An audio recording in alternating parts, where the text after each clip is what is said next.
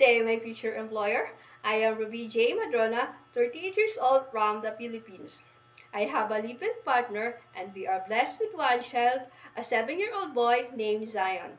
I'm a college level, took up BS Journalism in Bicol University. I have a working experience as a nanny and a household worker in Dubai and in Kuwait. In Dubai, I was hired and employed by a Jordanian family under the employment of Mr. Hadbanan and Saib Hadidi, with 2 kids aged 5 and a newborn.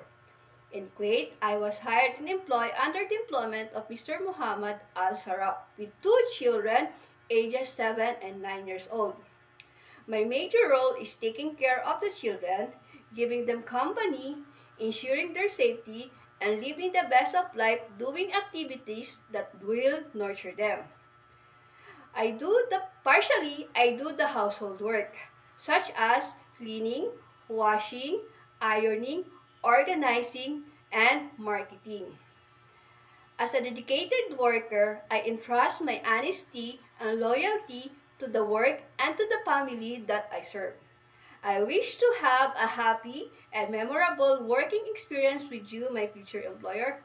Bye!